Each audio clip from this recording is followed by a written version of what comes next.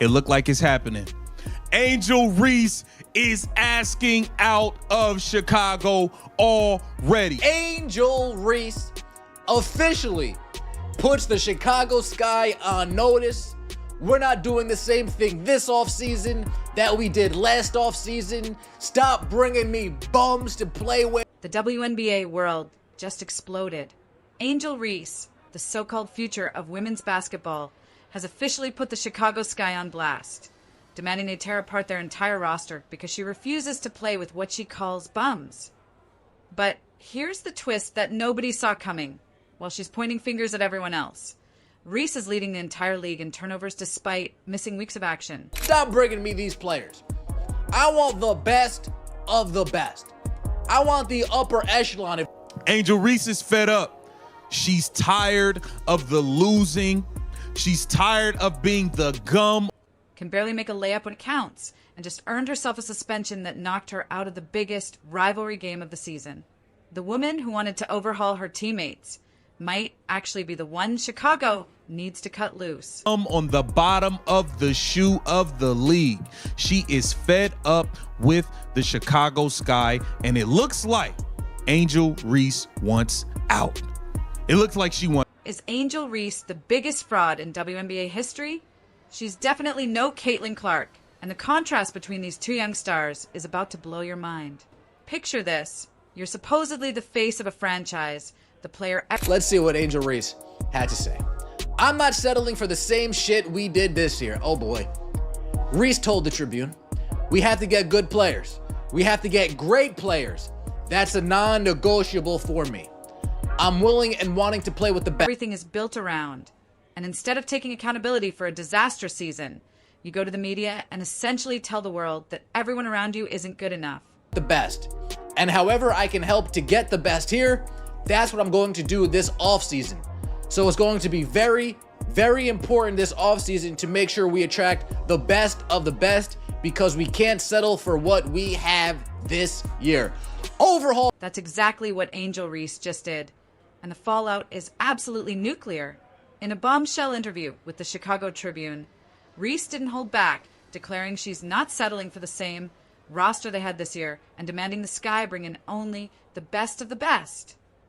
She made it crystal clear that getting elite players wasn't just a wish. Stated multiple lead sources told Front Office Sports that the entire team has seen Angel Reese comments that teammates are unhappy with the direct attacks. A team meeting is planned at which players are expected to address Reese directly. It was a non-negotiable demand for her future in Chicago. But here's where this story gets absolutely wild.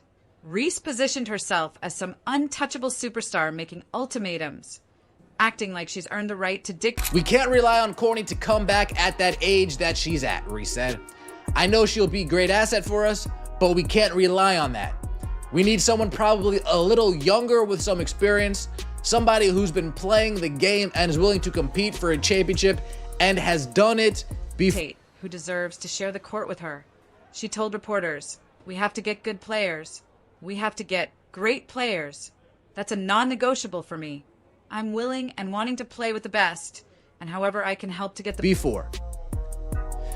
Courtney Vandersloot, by the way, two-time WNBA champion, 5-time All-Star, 2-time All-WNBA first team, left the New York Liberty, a championship caliber team, to come help out the Chicago. Oh, damn. Oh, damn. Oh, dang. Oh, dang. It's all right, Courtney. Best here. That's what I'm going to do this off-season. The audacity is staggering, demanding a complete roster overhaul, while her own performance has been questionable at best. The shockwaves from that interview didn't just ripple through Chicago. They created a tsunami of anger. It is looking spooky in Chicago. Instead, Reese said she doesn't believe her teammates Rachel Barman or Haley Van Lith are capable of leading them to the leading the playoff team. Guard Ariel Atkins is another player on the Sky roster with WNBA championship experience. We are aware of him. Anger that crashed directly into the Sky's locker room. Multiple league sources revealed that teammates were absolutely furious with Reese's public attacks, and the situation got so toxic that the organization had to... We need great players, and I don't know what that will attract that. Maybe the practice facility will attract that, we'll see.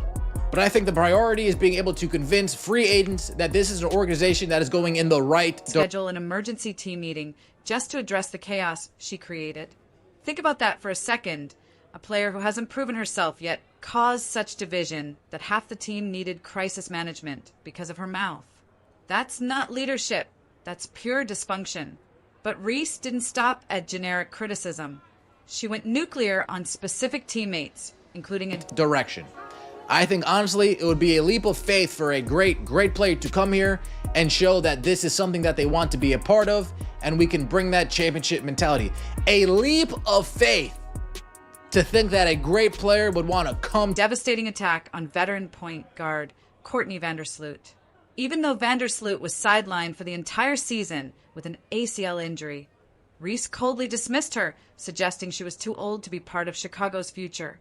She said, "We can't rely on Courtney to come back at that age that she's at. I know she'll be a great asset for us, but we can't rely on that.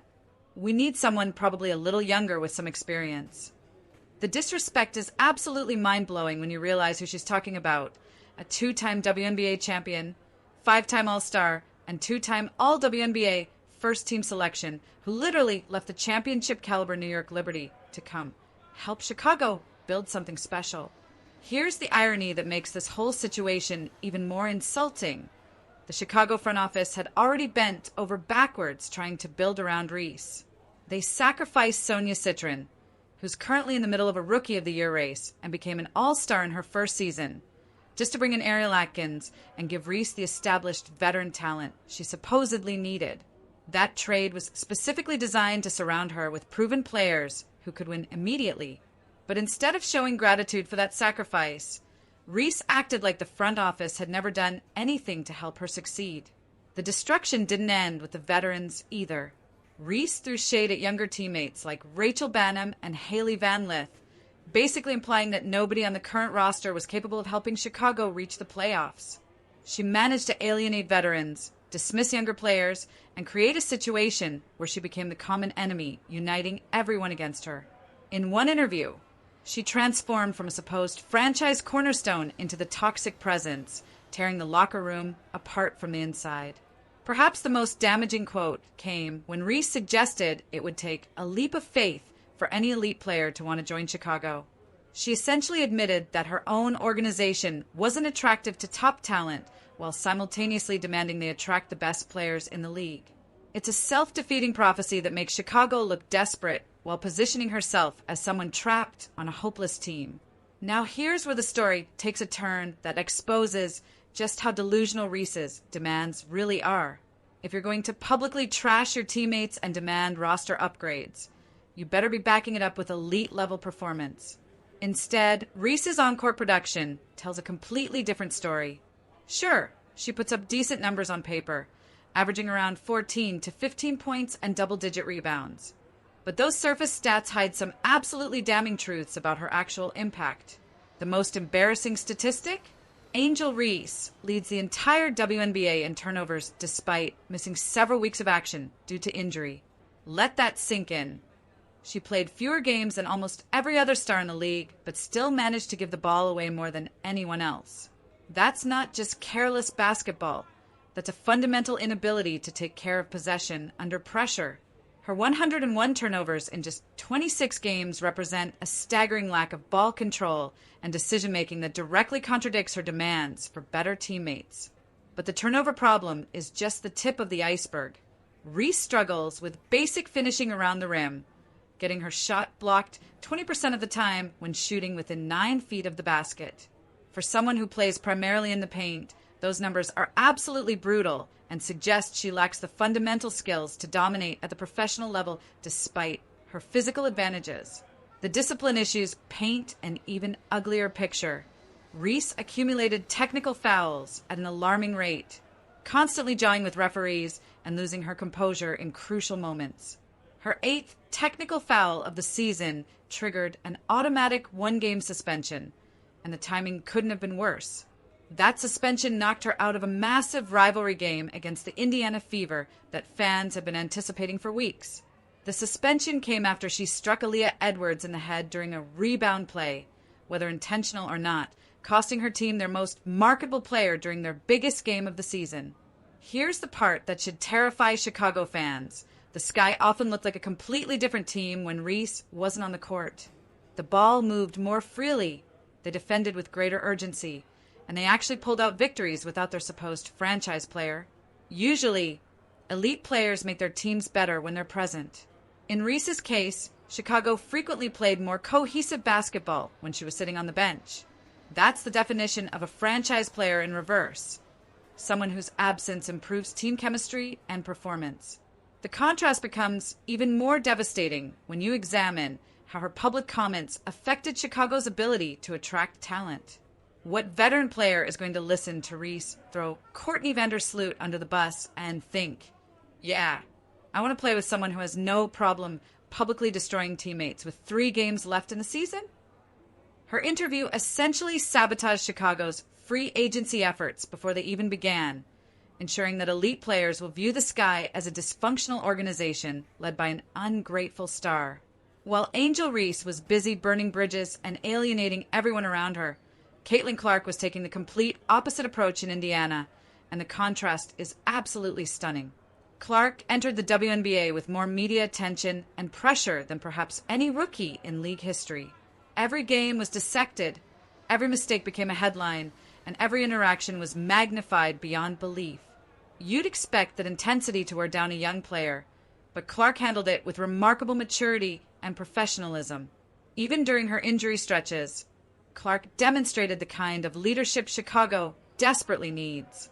She traveled with the Indiana fever, sat on the sidelines in street clothes, and made sure her presence was felt supporting her teammates.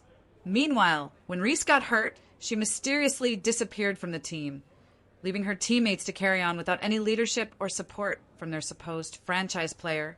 The Sky never even provided a clear explanation for her back injury or recovery timeline. She just vanished when the going got tough.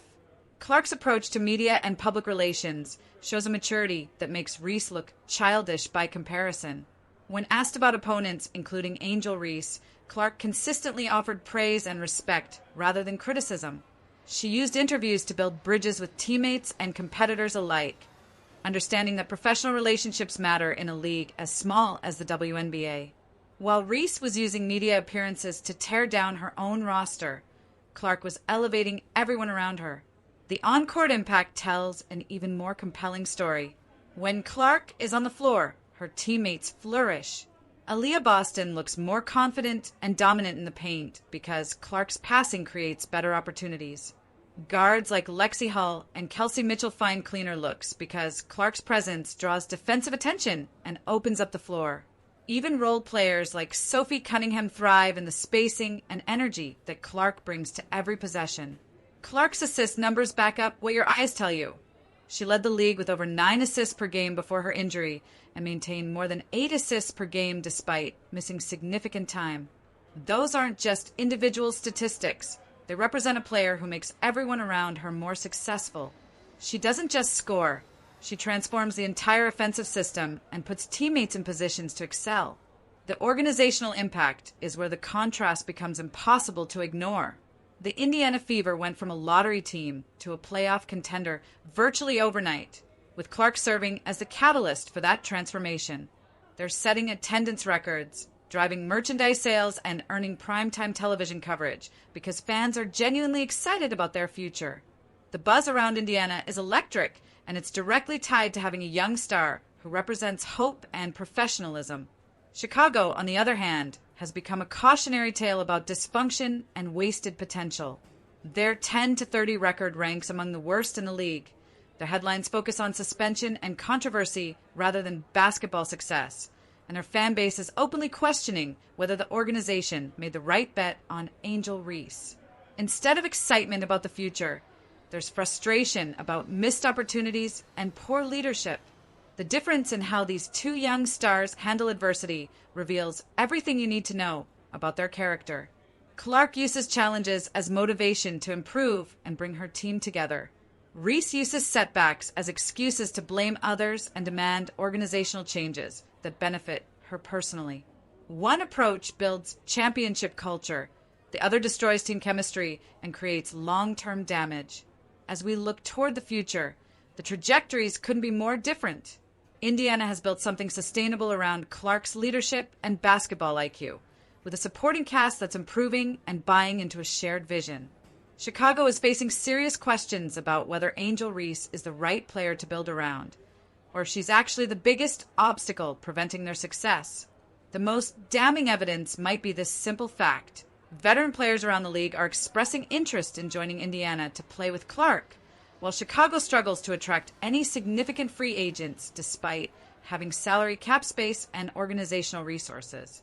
Nobody wants to join a team where the supposed star publicly destroys teammates and creates locker room drama.